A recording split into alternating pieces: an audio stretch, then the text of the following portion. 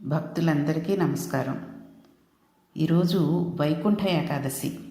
ఈ సందర్భంగా ఈ రోజు నుంచి మొదలెట్టి శ్రీ మహాభాగవతం మొదలెడదామనే ఉద్దేశంతో ఈరోజు వైకుంఠ ఏకాదశి పర్వదినం మూలంగా ప్రారంభం చేస్తున్నాను.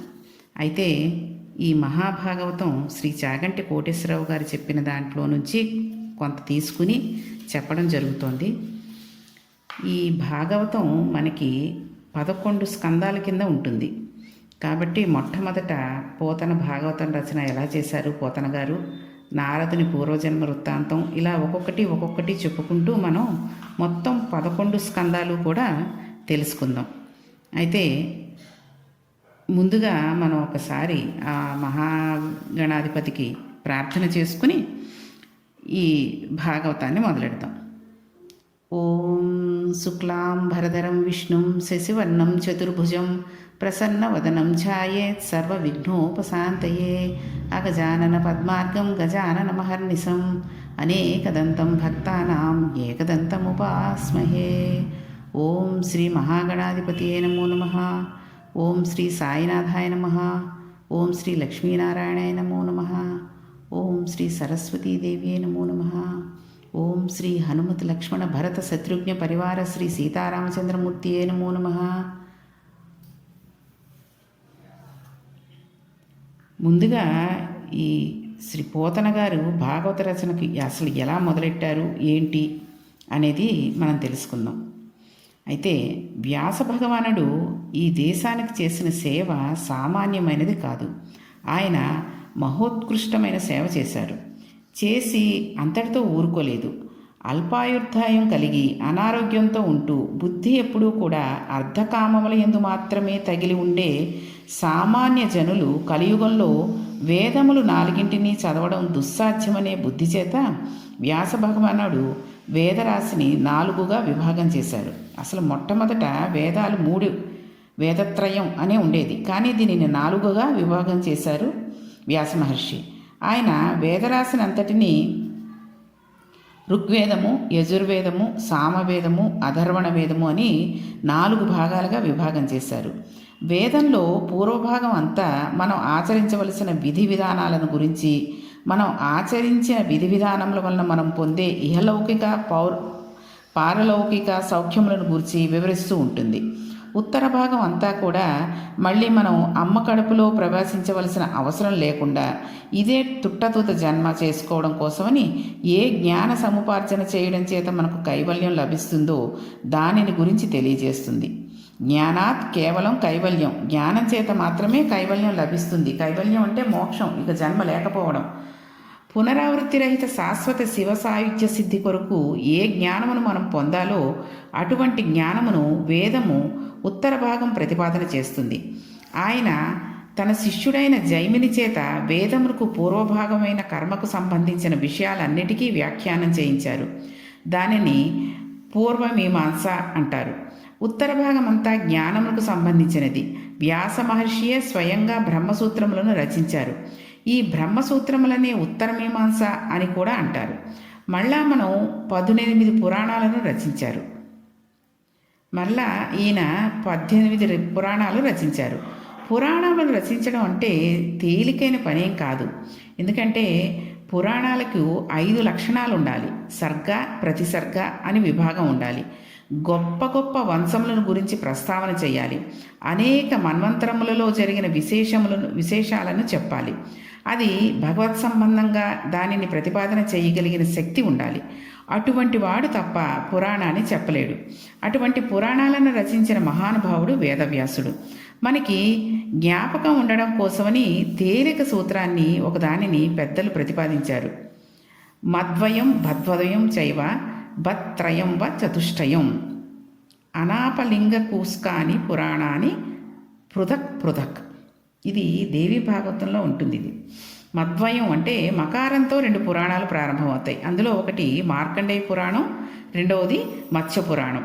భద్వయం అంటే భాతో పురాణాలు ప్రారంభమవుతాయి. అవి భాగవత పురాణం, భవిష్య పురాణం.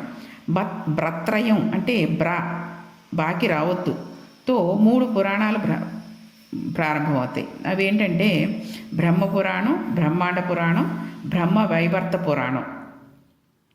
ఇక వచతుష్టయం అంటే వకారంతో 4 పురాణాలు ప్రారంభమవుతాయి. అవేంటంటే వరాహ పురాణం, విష్ణు పురాణం, వామన పురాణం, వాయువు పురాణం. అనాపలింగ పుష్కాని అన్నప్పుడు ఒక్కొక్క అక్షరానికి ఒక్కొక్క పురాణం వస్తుంది. ఆ అంటే అగ్ని పురాణం, నా అంటే నారద పురాణం, పద్మ పురాణం, లిం అంటే లింగ పురాణం, గరుడ పురాణం, కూర్మ పురాణం, స్కాంద పురాణం. వ్యాస భగవాన్లు వేదాలను విభాగం చేసినప్పుడు ఒక్కొక్క వేదముకు ఒక్కొక్క శిష్యుడికి అప్పచెప్పారు. వ్యాసుడు చేసిన సేవ మనకి అంతా ఇంతా కాదు.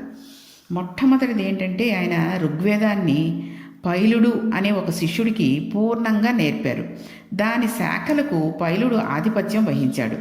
యజుర్వేదాన్ని వైశంపాయనుడు అనే ఋషి తెలుసుకున్నారు. సామవేదాన్ని జైమిని పూర్ణంగా అవగాహన చేసుకున్నారు. అధర్వణ వేదాన్ని సుమంతువు అనే ఋషికి తెలియజేశారు. ఈ 18 పురాణాలను రోమహర్షణుడు అనే ఒక మహానుభావుడికి నేర్పించారు. ఆ రోమహర్షణుడి కుమారుడే సూతుడు. సూతుడు పురాణ ప్రవచనం చేస్తూ ఉంటాడనమాట. పురాణ వాగ్మయాన్ని అంతటినీ కూడా ప్రవచనం చేసిన వాళ్ళు సూతుడు, రోమహర్షణుడు అయితే ఒక్క భాగవతాన్ని మాత్రం సుఖబ్రహ్మ ఒక్కరే చెప్పారు. సుఖబ్రహ్మ సాక్షాత్తు వేదవ్యాసుని కుమారుడు. ఆయన పుట్టుక చేతనే అపారమైన జ్ఞాన వైరాగ్యములు, భక్తి కలిగినవాడు. ఎంత వైరాగ్య భావన కలిగినవాడంటే ఆయన మంచి నిండు యవనంలో ఉండే రోజులలో తండ్రి గారు ఆయనను వివాహం చేసుకోమని అడిగారు. అప్పుడు ఆయన, నాకు వివాహం అక్కర్లేదు, ఈ లోకం అంతా దుఃఖభూయిష్టమైపోయింది, నేను ఆనందమును అనుభవించాలి, అందుకని నేను బ్రహ్మైక్య సిద్ధి కొరకు తపస్సు చేస్తాను అని చెప్పి అరణ్యాలు పట్టి వెళ్ళిపోతున్నాడు. వెనక నుంచే వ్యాసుడు పుత్రుని మీద ఉన్న కాంక్ష చేత హా పుత్ర, హా పుత్ర అని అరుస్తూ వెంట వస్తున్నారు. శుకుడు ఓయ్ అని అనలేదు. అంతటా ఆత్మతత్వమును చూడడానికి అలవాటైపోయిన శుకునికి బదులుగా వ్యాసునికి అరణ్యంలో ఉన్న చెట్లన్నీ ఓయ్ ఓయ్ అని జవాబు చెప్పాయి. అంతటి బ్రహ్మనిష్టాగరిష్ఠుడై యవ్వనమునందే ఒంటి మీద బట్ట లేకుండా వెళ్ళిపోతూ ఉండేవాడు. సుఖబ్రహ్మ వైరాగ్య సంపత్తిని గురించి మనకి ఒక ఉదాహరణ చెబుతూ ఉంటారు. ఆయన ఒకసారి ఒక సరోవరం పక్క నుంచి వెళ్ళిపోతున్నట్ట. వెనకాలే వ్యాసుడు వస్తున్నట్ట. తండ్రి కదండి. అక్కడికి సరోవరంలో అప్సరసులు దిగంబరులై స్నానం చేస్తూ ఉంటారు. అందులో ఒకరు శుకుడు వస్తున్నాడు అన్నారు. సుఖబ్రహ్మకు వచ్చి నమస్కారం చేయాలని వారు వివస్త్రలై ఒంటి మీద వస్త్రం కట్టుకోకుండా లేచి వచ్చి శుకునికి నమస్కరించారు. అప్పుడు శుకుడు నిండు యవ్వనంలో ఉన్నాడు. ఆయన మామూలుగానే ఏదీ పట్టించుకోకుండా వెళ్ళిపోయాడు. మళ్ళీ అప్సరసులు స్నానం చేస్తున్నారు. ఇప్పుడు వ్యాసుడు వస్తున్నాడు అన్నారు. అందరూ బట్టలు కట్టుకుని వ్యాసునికి నమస్కరించండి అన్నారు. అప్పుడు వాళ్ళు బట్టలు కట్టుకుని వ్యాసుడికి నమస్కరించారు. ఈ సంఘటనకి వ్యాసుడు ఆశ్చర్యపోయాట. నా కుమారుడు యవ్వనంలో ఉన్నాడు, నేను వ్యార్థకత్వం పొంది ఉన్నాను, అంటే ముసలివాడిని అయిపోయాను, నేను వస్తే మీరు వస్త్రములు కట్టుకుని నమస్కరించారు, నా కుమారుడు వెళ్ళిపోతుంటే వస్త్రములు లేకుండా నమస్కరించారు, ఏమిటి తేడా అని వ్యాసుడు అప్సరసలను అడిగారట. అడిగితే అప్పుడు అప్సరసలు అన్నారట, నీ కుమారుడికి స్త్రీ పురుష భేదం తెలియదు, అతడు అంతటా బ్రహ్మం ఒక్కదానిని మాత్రమే చూస్తాడు, నీకు స్త్రీ పురుష భేదం తెలుసు, అందుకే నీకు మేము బట్టలు కట్టుకుని నమస్కరించాం అని బదులు చెప్పాట. అది సుఖబ్రహ్మ వైరాగ్య సంపత్తి అంటే. శుకుడు చాలా గొప్పవాడు. అందుకే ఒక్క భాగవతాన్ని మాత్రం వ్యాసుడు వేరొకరి చేత చెప్పించకుండా శుకుని చేత మాత్రమే చెప్పించారు. భాగవతం చెప్పించడానికి ఈశ్వరుడు ఒక సమర్థత చూశాడు. కుశ అంటే దర్భ చేతిలో పట్టుకున్నంతసేపు కర్మాచరణం చేస్తాడు. కర్మాచరణం ఎందుకు చేస్తారంటే కర్మ చెయ్యగా ఇంటిని తుడుచుకుని బూజులన్నీ దులుపుకుని పండగ వచ్చే ముందు శుభ్రపరిచిపడిన ఇల్లులా మనం భగవద్గీతతో కర్మాచరణం చెయ్యగా లోపల ఉండేటటువంటి మనస్సుకు పట్టిన మాలిన్యం తొలగి ఈశ్వరుడు వచ్చి కూర్చోవడానికి, సత్కర్మాచారణము పూనికతో సంతోషంగా చేయడానికి కావలసినటువంటి బుద్ధి యందు ఆనందప్రదమైన స్థితి ఏర్పడుతుంది. అప్పుడు దానివల్ల జ్ఞానం కలుగుతుంది. జ్ఞానం చేత మోక్షం కలుగుతుంది. అందుకని మొట్టమొదట కావలసినది సత్కర్మాచరణం.